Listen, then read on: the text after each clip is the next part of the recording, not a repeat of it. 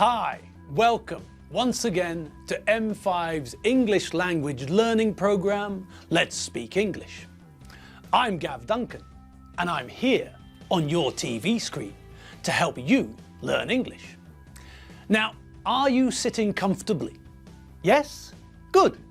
And are you ready for today's lesson? Yes? Good.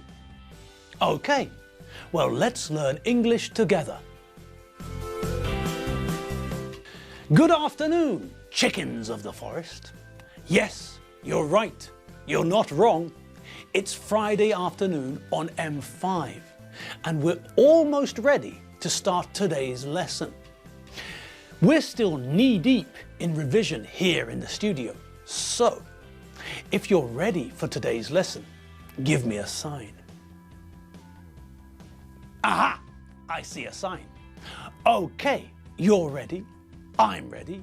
We're all ready. So, what are we waiting for? We're not waiting for anything. Here we go, taking another look at lesson 50. First, second, third, fifth. They're a bit different, aren't they? How do we spell them? Do you remember? Well, first is spelled F-I-R-S-T. Second is spelled S-E-C-O-N-D. Third is spelled T-H-I-R-D. And fifth is spelled F-I-F-T-H. Now, the other ordinal numbers are simpler.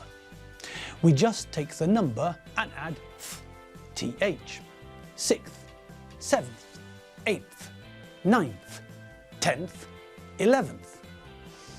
Okay, we have to be careful with ninth because we drop the E from 9 before we add the th. 12th is also a bit tricky. The spelling's not so simple, but the rest of the numbers are very easy. Take the cardinal number and add th. So, let's check those ordinal numbers. First, second, third, fourth, fifth, sixth, seventh, eighth, ninth, 10th, 11th, 12th, 13th, 14th, 15th, 16th, 17th, 18th, 19th, and 20th. Okay. Now, we know how to count from 1 to 100. We know that when we get to 20, it becomes easier. There's a pattern that we can see, a logic we can use. Do you remember the pattern? That's right. We take 20, add a hyphen, and then add a number between 1 and 9. 21 is 21. 25 is 25. 29 is 29. Okay now, what about ordinal numbers beyond 20? Well, that's simple. We know the ordinal numbers from 1 to 9, don't we? Yes, of course we do. First, second, third, fourth, fifth, sixth, seventh, eighth, ninth. Okay, so thinking logically, what do you think we do after 20th? That's right. We take 20 and add an ordinal number between 1 and 9. Simple. So 21 is a cardinal number. But what's the ordinal version? That's right, 21st. We take 20, add a hyphen, and add an ordinal number from 1 to 9. Easy. So, what are the ordinal numbers from 20 to 29? 21st, 22nd, 23rd, 24th, 25th, 26th, 27th, 28th, 29th. And what comes next? That's right, 30th. Now, like 20th with 30th, 40th, 50th, 60th, 70th, 80th and 90th. We change the Y to I before we add the th, so they look like this: 30th, 40th, 50th, 60th, 70th, 80th, 90th. All right, fab, terrific, triffid, yucca, palm tree. So, now we know all the numbers from 0 to 100. And we're back. Did you have a nice trip back? You did? Good. Okay, well, what else did we learn in weeks 6 to 9? Well, one very important thing we learned was the present continuous tense.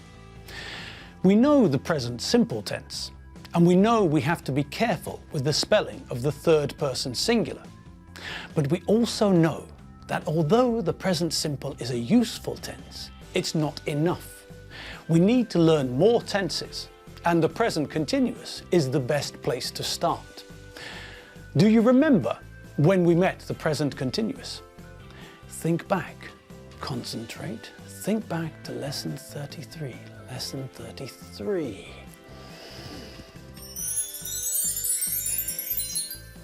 We use the present continuous tense to talk about now, about what is happening now.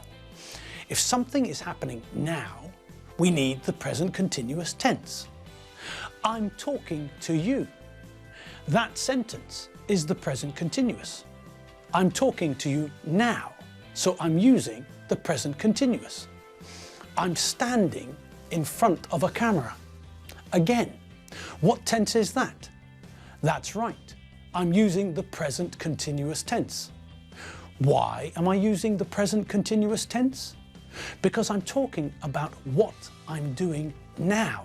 Now, this minute. Okay, let's look at how we make the present continuous tense in English. Look at the sentences I said. I'm talking to you. I'm using the present continuous. I'm standing in front of a camera. Okay, so we can see that the present continuous is made up of two parts, I'm and ing. Now, what's the first part? Do you recognize it? We've seen it somewhere before. It's part of a verb we know. That's right, it's the verb to be. Do you remember the verb to be? Do you remember the form of the verb to be? Here's a quick reminder. So, that's the verb to be. Remember, all the forms are the same except for the first person singular and the third person singular. The first person singular form, I, is am. The third person singular form, he, she, it, is. Okay, so to make the present continuous, we first need the verb to be. In the example sentences, we can see the short form of the verb to be, I'm. I can also use the full version, I am. Now, what about the next part of the present continuous? Talking, using, standing. We add ing to the infinitive. So, to make the present continuous, we start with the verb to be in the correct form. I am, you are, he, she, it is, we are, you are, or they are. And then we add a verb with ing. So, I am talking, or I'm talking. You are watching TV, or you're watching TV. I am standing in a studio, or I'm standing in a studio. So, the present continuous isn't hard. We know the verb to be, And we can easily add ing to another verb, can't we? Of course we can. Great. Now, what do we have to be careful of in English? That's right. In English, we normally have to be careful with spelling. Remember, we have 5 groups of spelling when we change singular nouns into plural nouns. We also have spelling changes in the present simple tense. Do you remember? That's right. In the present simple tense, the third person singular changes, doesn't it? In the present simple, in the third person, we normally add an S. Sometimes we add ES, and sometimes we change the ending Y to IES. Well, we know about the spelling changes for the present simple. What about the spelling for the present continuous? What happens to the third person singular? Do we have to change the spelling for the third person singular in the present continuous tense? No. All we have to do is put the correct form of the verb to be and then add the ing version of the verb. Now, when we want to make the ing form of a verb, what do we have to be careful about? The first thing we have to be careful about is if the verb ends in E. If the verb ends in an E, like for example, make, or drive, or bake, then we remove the E before we add ing. It's not making, it's making. It's not driving, it's driving. And it's not baking, it's baking. Okay, so we know the first area where we have to be careful. If the verb ends in E, we remove the E before adding ing. Good. Now, are there any other places we have to be careful? Yes, there's another rule we need to remember. If the verb ends in ie, then we replace the ie with ying. The baby's not lying on the bed, it's lying on the bed. The tree is not dying, it's dying. And what's the third rule we have to remember? That's right. If the verb ends in vowel plus consonant, the last letter is doubled. You're sitting down. He's swimming. We're running. Great! Well done. Another lesson completed. More information successfully glued into place in our heads. And now? Well, now you're free for the rest of the afternoon. Kick your shoes off, have another coffee, relax. You deserve it. We've just reinforced a whole load of English knowledge. So yes, if you feel that you need a short break, then take a short break. Even gods of English need short breaks sometimes. So yes, take a short break, refresh your brain, and I'll see you next time. Don't forget, you can check out all the videos and more at m5tv.hu. Okay, this is M5's Let's Speak English, and I'm Gav Duncan.